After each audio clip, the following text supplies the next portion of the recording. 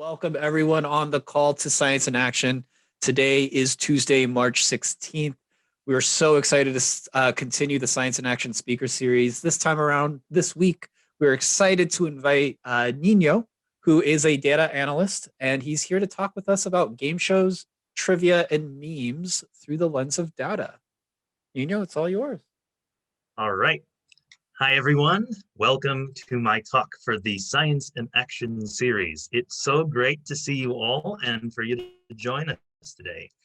All right, let me go ahead and share my screen and I can present.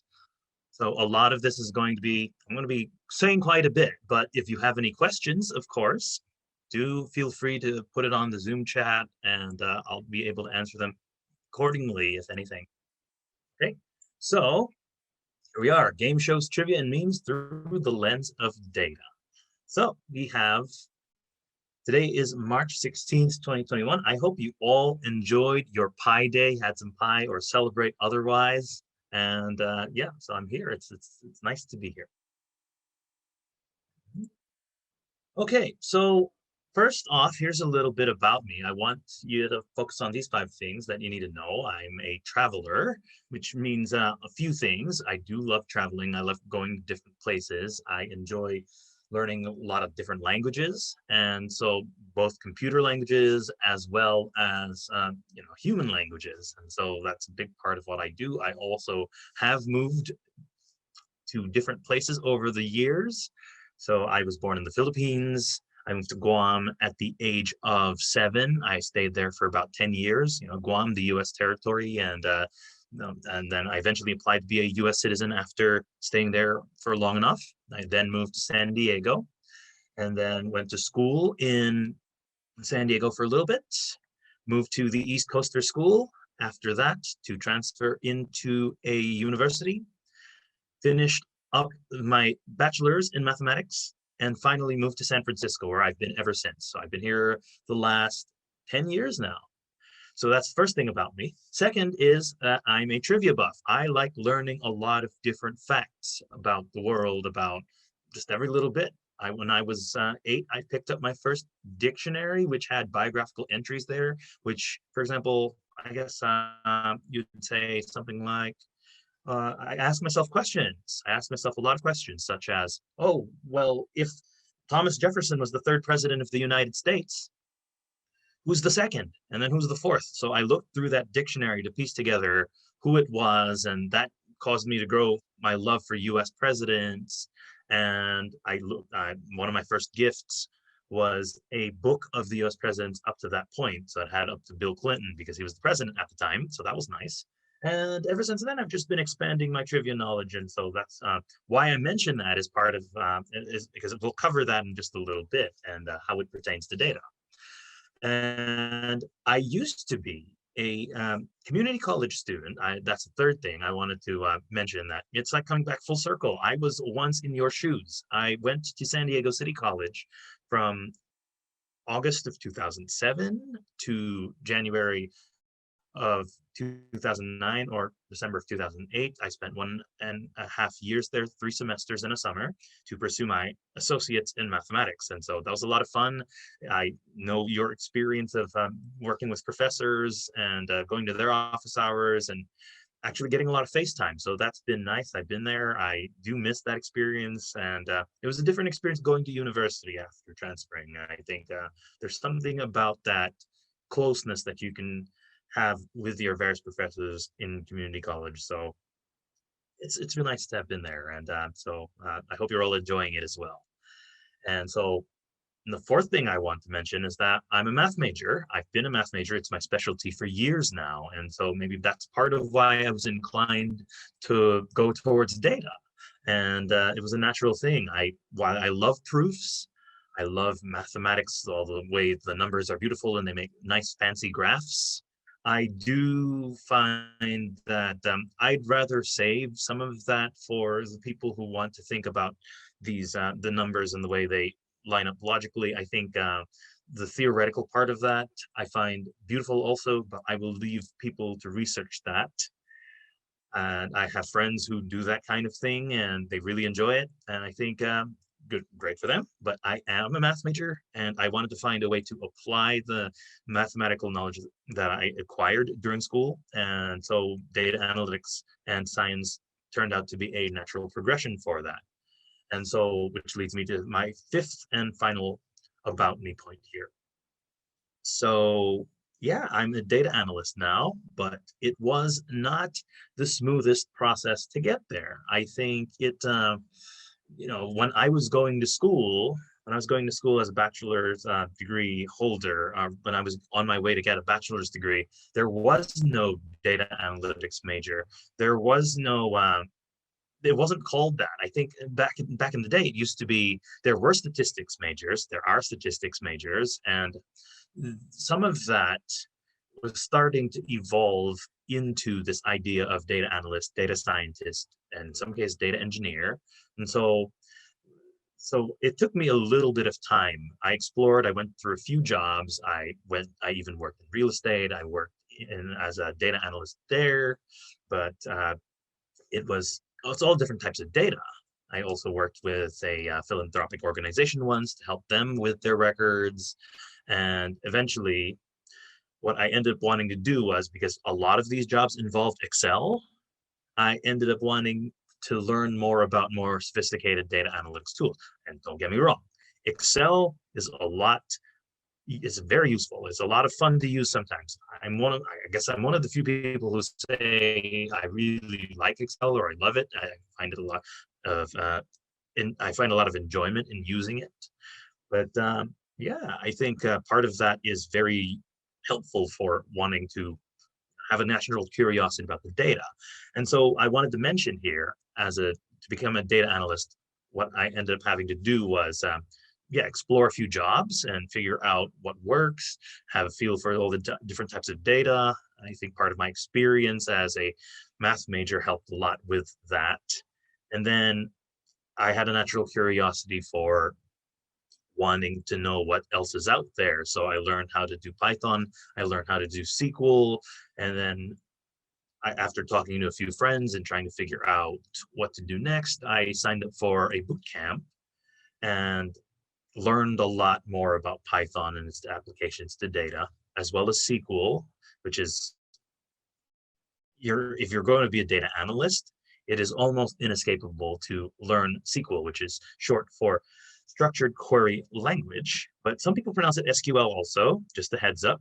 One of my friends told me, because I said SQL once, he told me, you don't pronounce it like that, it's SQL. And then when I said a few years later, when I said SQL to one of my other friends, he said, why are you pronouncing it like that? It's pronounced SQL. And I found out there's a debate about that, just like GIF and GIF. And it doesn't matter which side you're on, you can have fun about it, but that's what it is. It's SQL, and for me, or SQL for others, but it stands for one of those languages that you'll really need to know if you're going to get into data. But I signed up for a boot camp to do that. But with more and more classes being available and more certificates being available to help students learn these skills so that they can be ready if they want to get into data, I think it is a good idea to just to shop around to see what's out there. Maybe you don't have to take a course in a university, possibly. Maybe you can take some courses on Udemy or Coursera if you want for professional certifications, or sign up with what the schools have if you want. There's many different ways to learn, and some of them for free. If you want to also teach yourself how to learn SQL, I would recommend W3 Schools. And so data analysts and data scientists and data engineers all have that wanting to deal with data in common. And so my path is that of a data analyst, and I've definitely enjoyed it. But after I took the boot camp, I ended up getting to a point where I had to look for jobs. And so more on that later. But these are the 5 things you'll need to know about me. And let me see. Here is a timeline, some of the major highlights of what I did.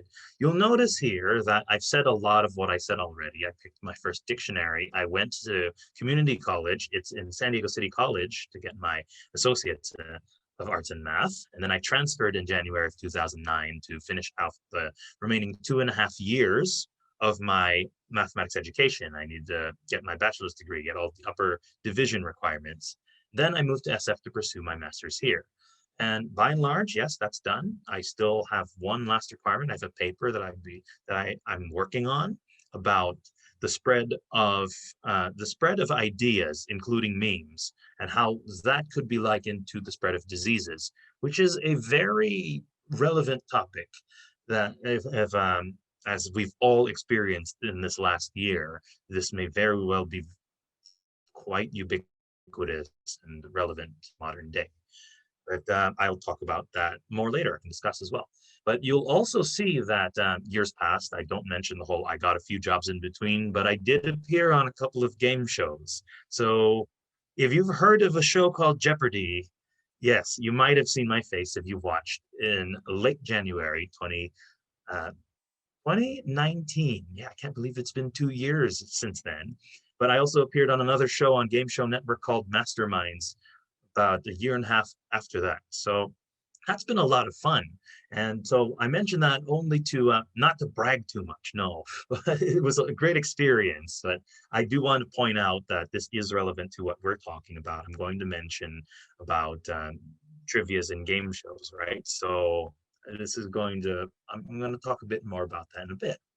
And then after I appeared on these game shows, I had been a teaching assistant. I graduated from the boot camp it was actually around January 2019 also, in which the boot camp ended. I ended up being asked to start being a teaching assistant, and I've been doing that ever since. And then I'd been looking for jobs here and there. I enjoyed being a TA so much that what ended up happening was, well, I kept interviewing for various jobs. I kept acquiring skills and getting more and more familiar with the curriculum that I was TAing for. And then I eventually applied to become an instructor for the same boot camp. And in January of 2021, 2 months ago, I had been officially appointed as an instructor. And so now it's just a matter of getting getting my own class to teach.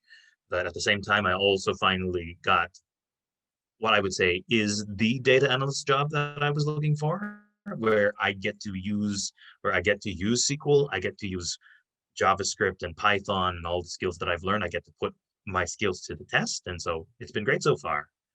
And so that's the timeline. Here are some of the milestones that I have here.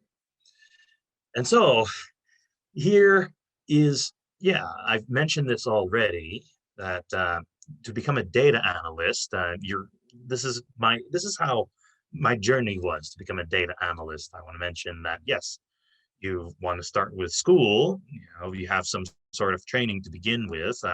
Usually it may start with something like the bachelor's in mathematics or something else, maybe something related like business, or maybe something that isn't as related, perhaps maybe history.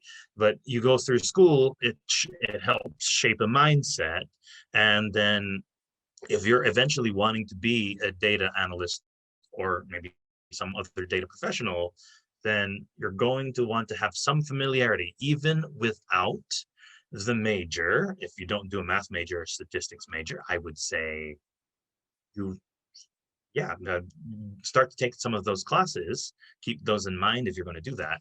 And then number two, in some cases, if you somehow, if you're done with school, for example, and you've worked a few jobs, and this is what I ended up doing. I ended up taking a boot camp myself, and or it doesn't have to be a boot camp, it can be some other course where you've acquired sufficiently the skills through practice to be able to use things like Python or R in some cases, and which in some people would say it is a pirate's favorite programming language. Ha ha ha. But yes, Python and R tend to be highest up on the list. You also have JavaScript and SQL are names that come up. Sometimes you'll also work with big data, so names like Spark or Hadoop will also come up. And whenever those are skills, I would say that you will need. And sometimes web development also comes into play. So what I would do is, if you're interested in becoming a data professional, is to start looking at, even at this point in time, look at some of the job descriptions out there on LinkedIn or on Glassdoor to be able to see what kind of skills they're looking for and how many years of each or what level. And so that will help you inform what it is you might be, what kind of skills you might need to acquire. And so also will inform you what kinds of programs you might be interested in signing up for. And then after you go through the training, yeah, the job hunting and the interviewing is the next part. See, that's a whole nother topic. I think all I want to say about that is it's not necessarily going to be easy at first, but more and more you go through interviews, the better. And it'll help you practice and also give you the kinds of questions that you may want to answer if you are already not practicing on your own. And the next three parts here may vary depending on which job you end up landing.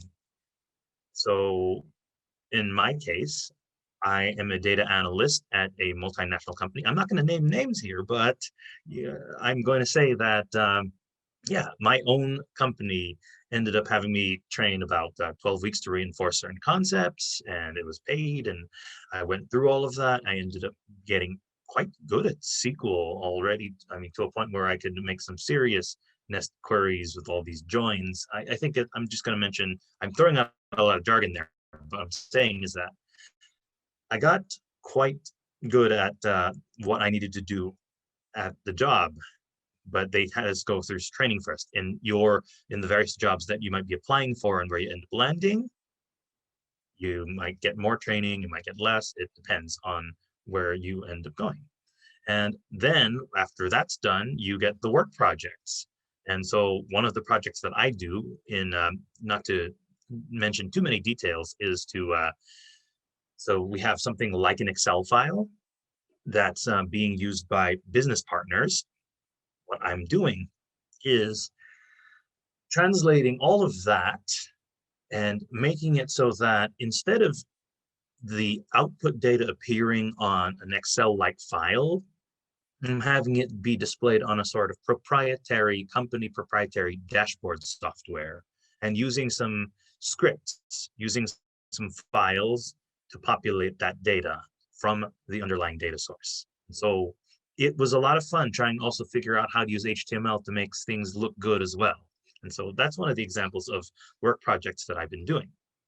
And I have been told, and also I know this for a fact, that to have a pretty good profile as a if you're applying for jobs, what usually helps is a side activity. So what I mean by a side activity is to perhaps you might want to embark on projects of your own. So I know of someone who decided to play, a big player of this game I also play called Hearthstone, decided to end up creating a side project on card statistics about various cards in this card game, and use that as their side project on top of what they do at work. So using data science and data analytics for fun.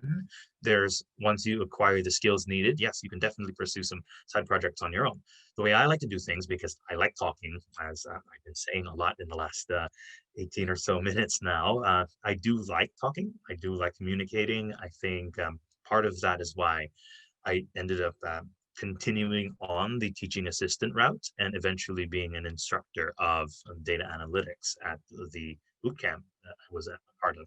And so any little bit of extra bit of time that helps show that you're more well-rounded or more well-versed with the data apart from what you're doing at work definitely helps.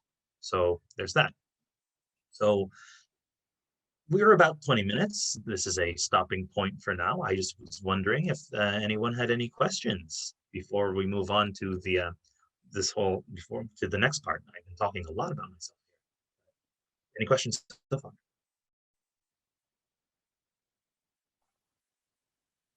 I don't see any questions directed at everyone or myself in the chat, but there might be one directed to you, but I don't see any for the moment.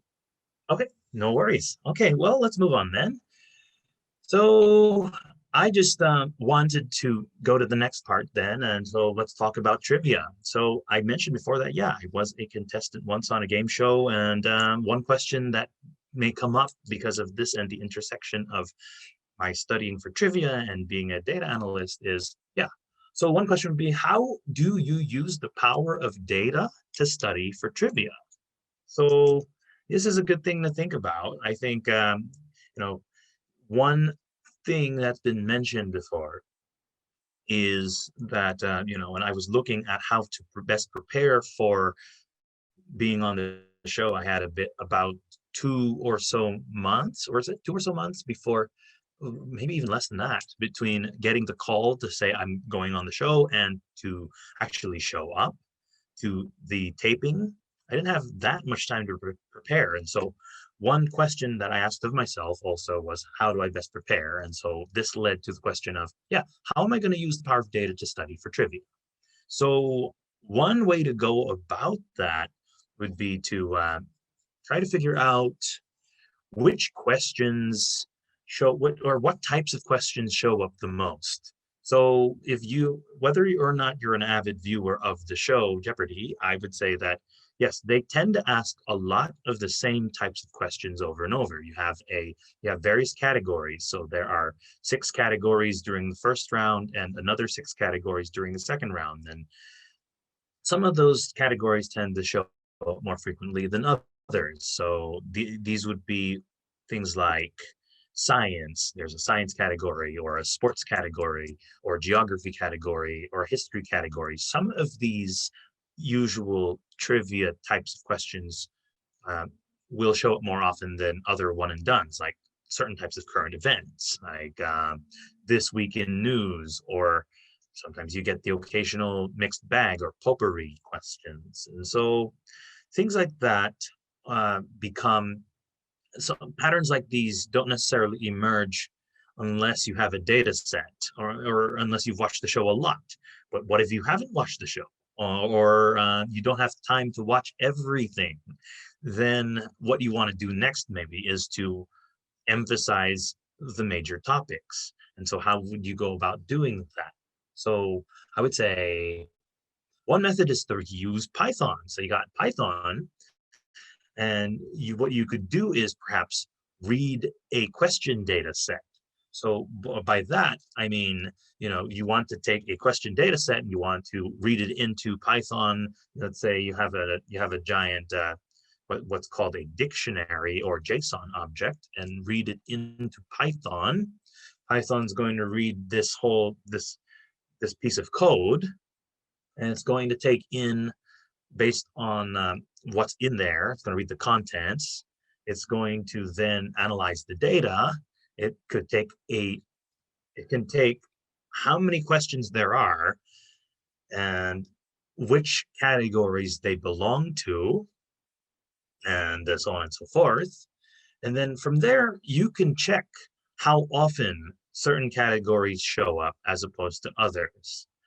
And then from there, because you'll see that, for example, let's say US president shows up in about 5% of the questions, as opposed to, let's say, people who showed up on a certain TV show, or TV workplaces are of a certain type. That might be a little less. That might be a little less frequent. Maybe that shows up 0.5% of the time. So you can start to see the most common categories show up within these Jeopardy questions. And so this data, one example of such a data set is here. So let me show you. Let me just go ahead and click on a link here. There is this website called JArchive, which shows us 37 seasons worth of games.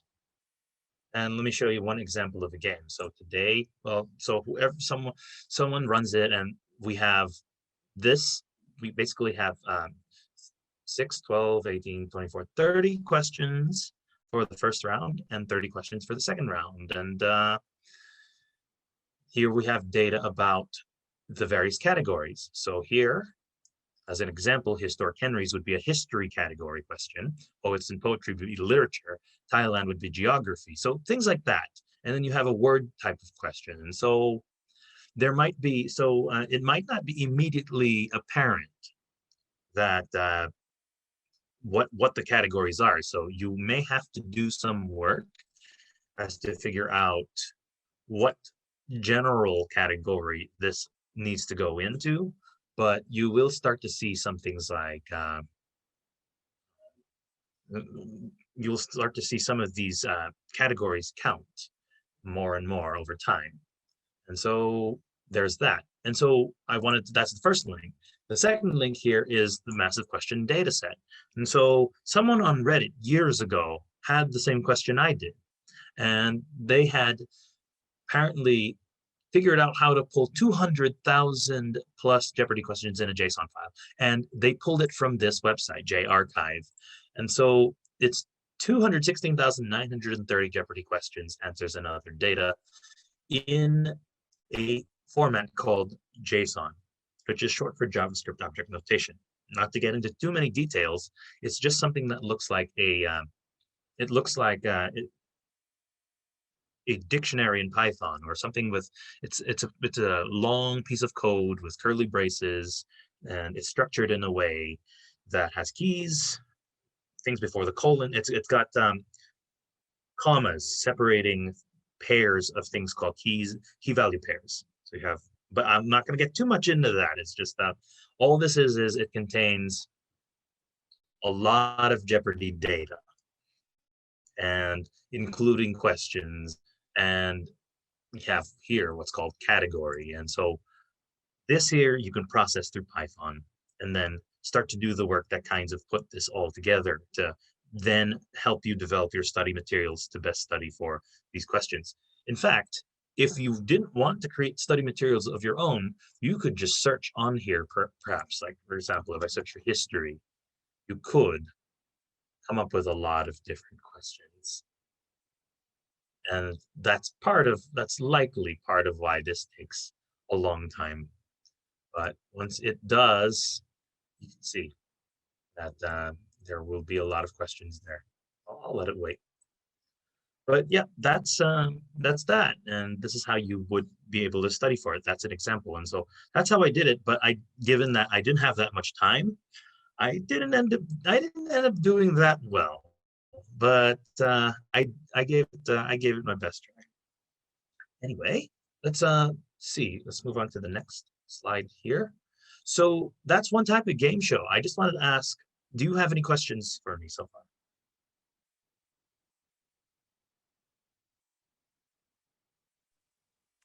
Still not seeing any in the chat show up. Okay, yet. no worries. Awesome. Okay, well, let's move on.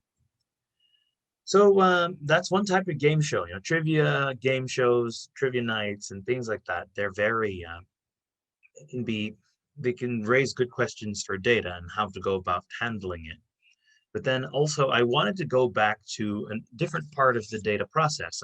We've mentioned data and processing through data. But the thing is, sometimes you may not have it.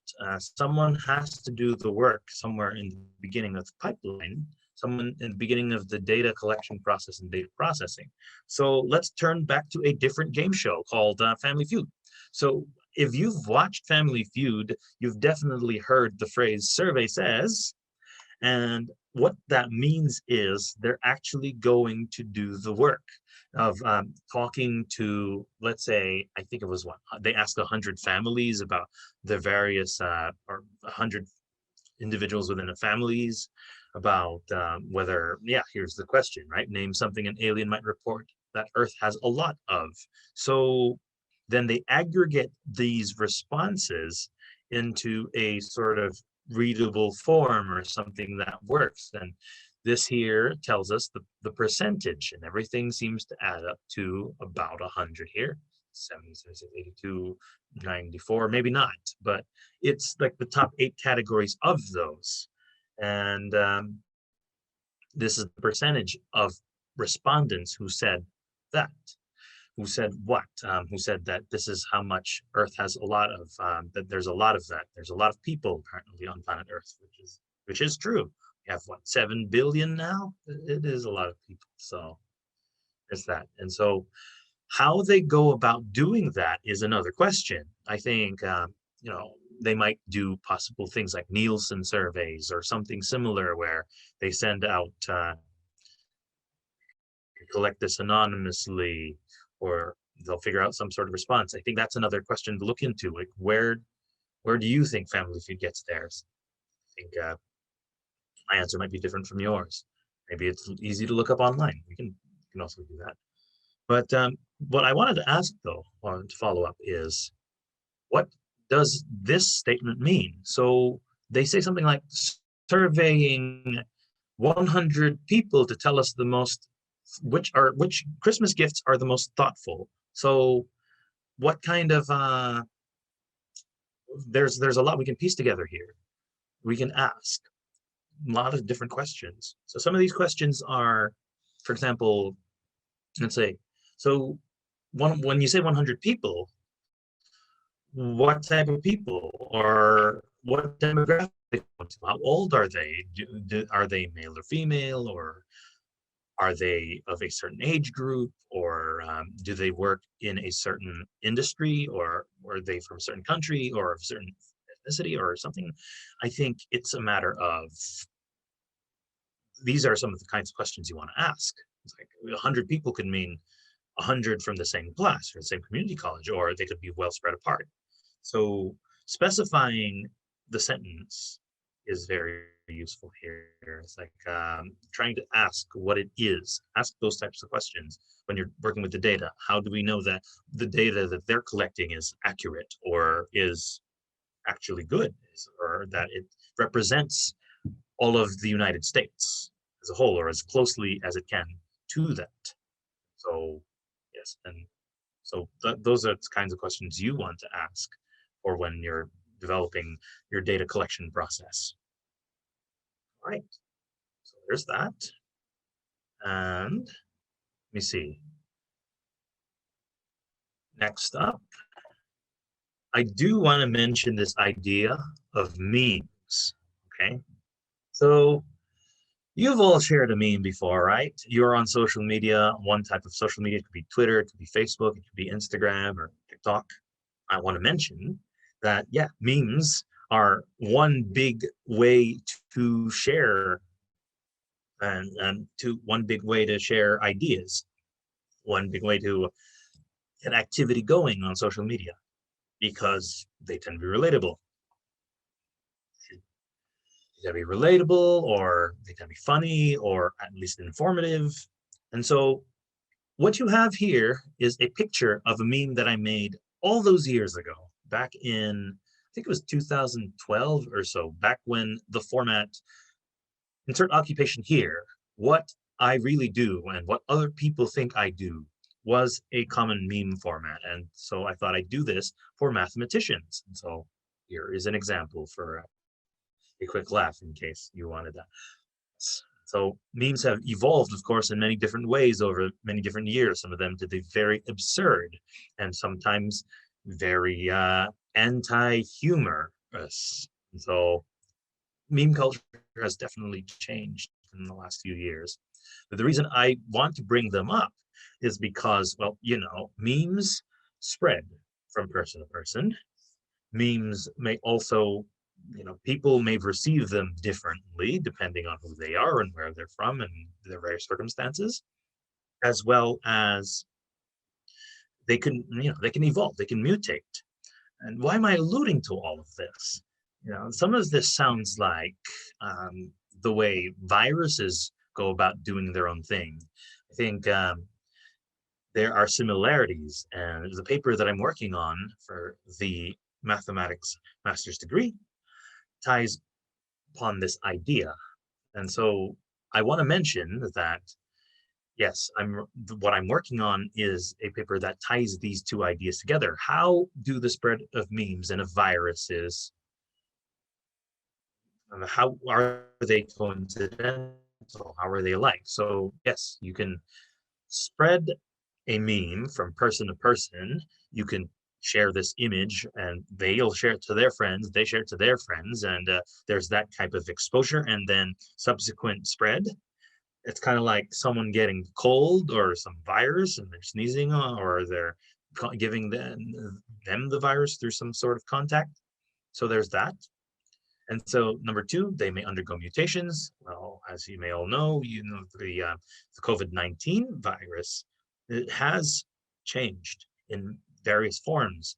Like and the current strain that most people are aware of, well, that's evolved or mutated in a way that tends to be more dangerous. And so vaccine supply being ineffective against these new strains is definitely a big concern. And so there's that to keep in mind. On the other hand, you have memes that mutate. You know, you've seen a meme that's taken the world by storm, like the mathematicians meme that I showed you earlier. That is arguably a mutation of the original template, which might have been artists or engineers or something else. And so, and then maybe someone else decided to make a version of this meme that I had or adapted it so they can use it for their own purposes and then spread to their own communities. So there's that. So that's another way they're alike by memes and viruses and the way they spread. Finally, people can be classified based on their exposure. What I mean by that is, well, you know, viruses, when they spread, you have people who are sick. They have the virus and then they are susceptible. They can spread it to other people, or you have people who are already recovered from it and thus may or may not be immune, or maybe they ended up passing away from the virus. And so they can be classified into various populations depending on how they are with respect to the virus. In the same way, you can do the same thing with memes or or other ideas in general. You have something like, oh, someone saw this mathematician meme and they liked it, and so they spread it to other people. They shared it to their friends and within the other communities that they belong to. And then over time, you know, just like a lot of meme culture, over time the meme gets old. It until maybe it changes into a different form, and then people forget about it, or it's no longer as relevant, or maybe one day it resurges. And so there's that as well. And those are the various ways these memes and viruses are alike. So I wanted to point that out. And so I wanted to ask if you had any questions at this point. Yeah, a couple did come up in the chat. So Mhm. this first one we'll piggyback off of the slide that we have up, Sure. drawing a connection between the spread of memes through the internet and the spread of disease across the population. So Yes. whenever you're trying to analogize these two different structures or systems, right? You Mhm. kind of start observing what you would say is like the mechanics of one kind of inform the mechanics of the other model. Were Yes. there any surprising results that came from this research process? Like, Well, let me see. So the big thing really is, yes, I point out the likenesses of the spread of memes and the spread of viruses, right? But there are limitations. There are limitations to trying to analogize them perfectly. Of course, some things are going to fail. And the big thing that was could have been a surprise here was that yes, with a general enough, yes, I had to use a general enough, what's called an SIR epidemiological model to use to model the spread of both memes and viruses.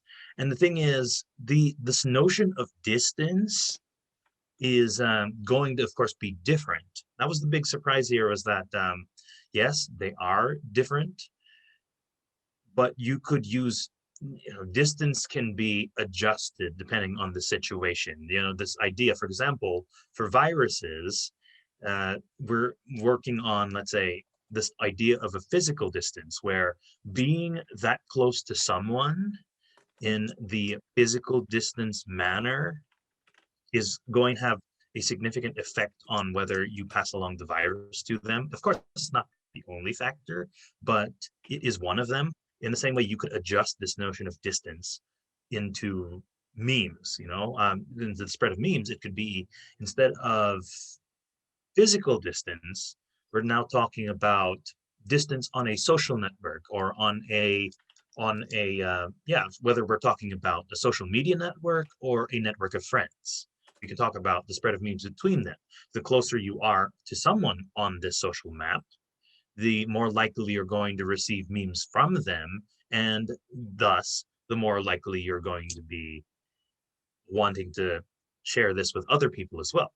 And so the same thing with other ideas or news articles. And so the idea of distance analogizes, not perfectly, but you could adjust it depending on the situation. I think that was the biggest takeaway and surprise from there that I'm pleased to see in looking into the likenesses of these two. Awesome. We do have another question that came up. Um, Sure. have you ever applied your knowledge as a math analyst towards counting cards in blackjack? I'm sorry, did you say counting cards or blackjack? Yes. Oh, that's a great question. Here's the thing, right? So I had wanted to do that. And I think I watched one movie, I think it was 21, where I'd heard about this rumor that that if you do that and you're not careful, you're gonna get punched in the face. And so I haven't yet to try it also because there are a lot of different applications for data, and casinos are also they can be very keen depending on where you go. Whether I did go to a talk years ago about blackjack, about how to count cards, and apparently the best, yeah, sure, single deck might be better, but because of single deck blackjack being better, the house edge is going to be naturally set up so that it's actually going to be worse for you to attempt to count cards in single deck blackjack. And plus, so I mean, I've tried it to an extent, but I wouldn't say I've taken my endeavors in blackjack and tying that to data as seriously as I potentially could. But maybe other people who are more interested could do so. I'm not advocating for it though. Who knows what the bouncers and the pit bosses are up to in these casinos? And so, long story made short, no, not really, but would be open to it. Got it. Got it. Yeah, most casinos don't take too kindly to the notion of counting cards these days, unfortunately. They've been pretty quick on picking up on that. We do have Mm, one more question that did pop up in the chat, and sure. this is centered around your work as an analyst. So, as the workplace evolves for employees to stay remote even after the pandemic, do you find it difficult to collaborate with your coworkers on projects where multiple people are involved? Or as a data analyst, is your role less collaborative in nature? That is a very, very good question. I think it ties into this larger idea of this is the general culture being more accepting of remote work, right? Years ago, I tried asking my boss. I was in a similar position, well, not exactly data analyst position, but I did work with business data. And years ago, I asked my boss, would I be able to work from home some days? And my boss was like, no, not really. No, we would want you to stay here and work at the office. I think it's a large part of it is the large culture shift that's changed. I think working from home is much more acceptable now, but also less industry dependent. I think if you could work from home if you were able to work from home with a computer, if you're in front of a computer doing all this work, and you could take it home, they would want it now because it's given the way the world works now, right? But the that's not your question. Your question was, is it easier or is it more difficult to work with my team? I Yes. think not my team, right? Sorry. Yes. It's just in general. Do you find it difficult to work with your coworkers on projects? No, no. I would say not me. I think the nature of my own work means that I have a lot of free reign as to how to do my work, and to communicate with colleagues is because a lot of it is the central team tends to work in the same time zone. So I think that's the big advantage of my own team. We all work in the same time zone, and so we can communicate more easily via messages or meetings. If we have to hold meetings, we'll do it. But also combining it with this idea of, well, I work largely on my own, and I've been tasked to handle various projects without large amounts of supervision. I think depending on how far up you are on the corporate ladder or career track, you might have in your job a lot of supervision from your boss, and thus maybe you have that kind of notion of, yeah, you're not, that might make it more difficult to do your work, or may make it easier because you're going to want to spend the same amount or the same time frame, like 9 to 5, 9:30 to 5:30, and there's a lot of overlap between the teams. That also ties into this idea of, well, what if your team's international? What if the person who is on your team who actually handles the data and is handing it off to you is living in, let's say, is working and living in Finland? I think that might prove logistically a little more tricky than if you were to work in the same time zone as most of your or all of your teammates. And I think it is a big question, and it depends also. Those are some of the same types of questions you'll want to ask when you're going through the interview process. You're going through the interview process. It's a two-way street. Remember that it is a two-way street, and you're trying to find out as much about them as they're trying to find out as much about you. So ask about this nature of how remote work is for the jobs that you're going to try to apply to, because yes, that'll help you narrow down your candidates as well for potential jobs. That's what I ended up doing, because yeah, I ended up being very lucky working with a team that's the same time zone as me, and also, a team that is there where where I need them for if I need any help, but was also not necessarily constantly supervising my work and checking on it all the time. So it's also a matter of that level of how comfortable are you with that kind of thing, and what are your expectations? Try to align that with what the work culture is. So so in short, my short answer, or my short version of that long answer is yes. Uh, it's easy, but only because of my circumstances, because of what I've explained to you before. It can be more difficult depending on the team, depending on everything that surrounds that situation. Got it. I Thank do you. prefer remote work over being at the office, though. Got Look, it. see, I can dress up like this all the time. Thank you. Thank Thank you. you. All right. And there was one other thing I wanted to mention about before I move on to this slide. And so, yes, the spread of memes and viruses tend to have differences, but the way I underpinned the likenesses was via the SIR model, which is short for susceptible, infected/infectious, and recovered/removed. And so this here, shoot, before I there, and there's a surprise. It's not a surprise anymore. But before we go there, I wanted to show you that yes, this here is a common thing. So infectious disease modeling beyond the basic SIR model. Here is one example of a link, especially now given the way coronavirus is ever so present and ubiquitous in our day-to-day lives.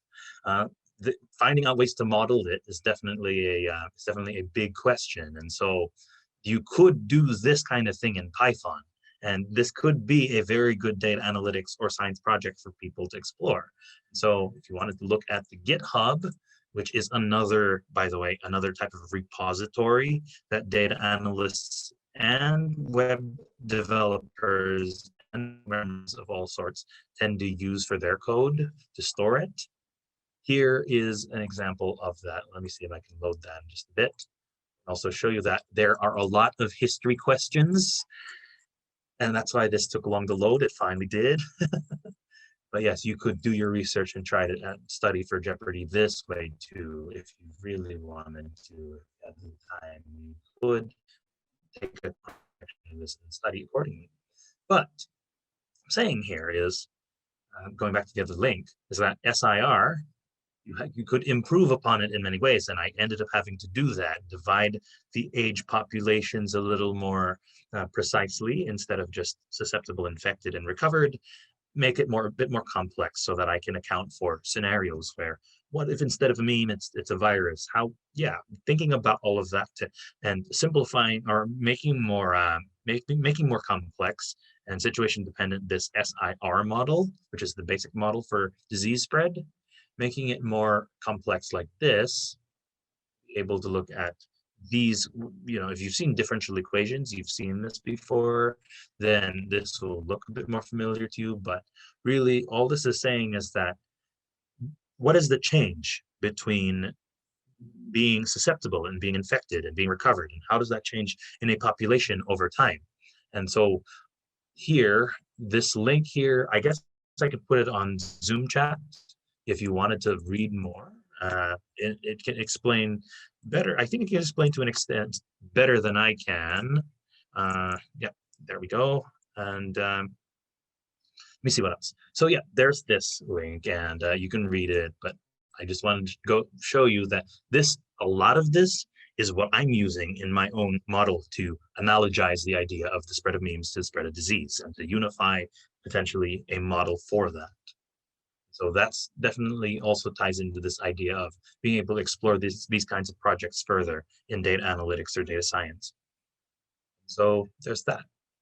And so here is the code. If you really wanted to look at the code, this is it in Python. And they use technologies like matplotlib for plotting, NumPy, which is another big library that they use within Python, as well as SciPy, which is for scientific applications. And so the more and more you get into data, the more and more you'll see some of these same terms pop up. And so, let's look at this and see as a first look that you might be getting to work with cool data with different models, and it'll be a lot of fun. And so there's that. And let's move on to some of the other slides. But before we do, I just want to ask you if you have any other questions before we move on. Not seeing any new questions in the chat. Okay, well, let's search forward then. Thank you, Brian. Okay, so let's see. So I just wanted to summarize a few things before we get into, let's have a little bit of fun at the end. Okay, so I'm gonna say that in summary, data is everywhere and it's being used. The resurgence of data science, or the rise of it, I should say, is due to the fact that a lot of things are being measured and there are a lot of metrics, and so data is everywhere. And so if you've heard of this idea of the Internet of Things, that's closely related to that. And so, even your fridge, which is a smart fridge potentially, I don't know, maybe it's collecting data as well. And so a lot of devices if you have a smart device, it'll do that. And so what is to be done with that data? You can measure it, you can analyze it, you can tell stories with it. And that's what data analysts and scientists do, and data engineers also. Asking the right questions is very helpful for when you're collecting data, when you're analyzing what it is that's there in a chart that you might be questioning. If you're looking at a chart, why does it look like this share, this particular population, is much larger than this one? Are they being honest with the way they're representing the data? Things like that. You want to ask the right questions when you're doing so. And also, when you're doing your explorations of data, keep learning, have a lot of fun. I think there's many, many ways to apply it to your skills, to your interests. You can have so much fun with it. You can definitely, they say nerd out, they say geek out. I say all of the above. Have a great time with it as you're acquiring the skills to become a better data analyst, data scientist, data engineer. You're going to get more confident. You're going to sometimes you're going to hit a wall sometimes in your learning. But if you keep exploring, if you keep learning, if you have this attitude of, I'm going to keep growing, I'm going to keep being more familiar with how to work with different types of data, this is going to be a very rewarding experience. And I think I've felt this way. I've hit those walls. I've gone through many different types of data and worked with various different teams and projects, and I'm still growing. I'm still learning. Sometimes I even goof and put a semicolon where I'm not supposed to, and I've gotten better at catching when I make such errors. And it's just, being able to get a good eye for that.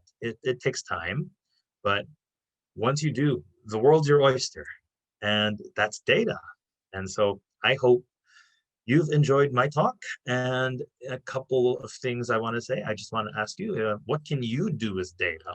I think, here are a couple of links actually. If you go here, you can start to look at some data set searches. You can look on Google, they have their resource, and you can search for any sort of data set that's publicly available, and you can start to see what you can do as you, if you eventually, if and when you eventually, start with Excel, you can even then use Python or R or other types of technology to get this done.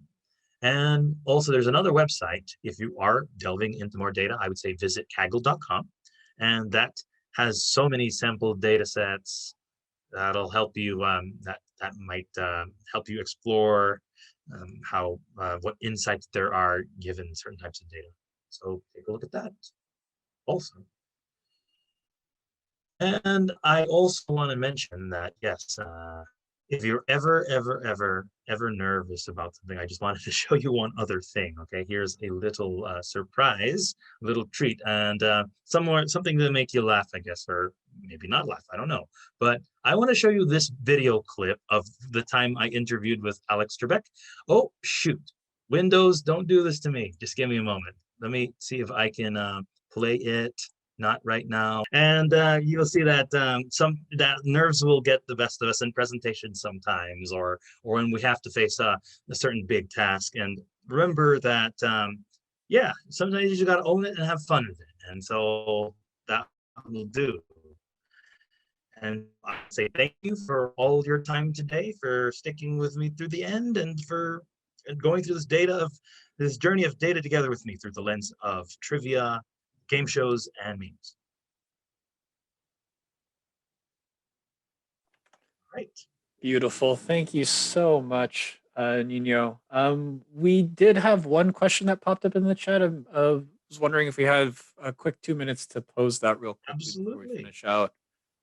So I believe that you addressed this earlier on in the talk, but we did have a question that came in. You know, just a simple one. How many years of education are required in your profession? In my profession. Yeah, is there an easy number for that? Well, let me see. So here's the thing, right?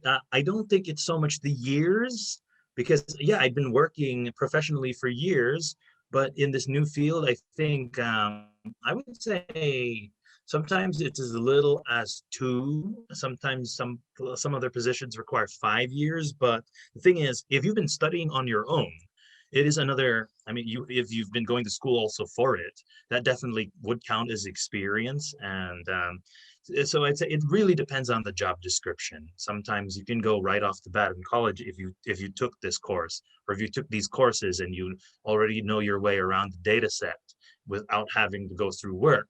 If you have an entry-level position, maybe you have a chance depending on what companies are hiring. So my suggestion is to look at the job description, go with that. Thank you, thank you. And on that note, we're just about hitting 5:30. So, Nino, I want to thank you again for taking the time with us this afternoon, sharing us just a little bit about your educational journey and some of your current work that you're doing these days. So, really want to thank you again and appreciate all the participants who are also on the call as well.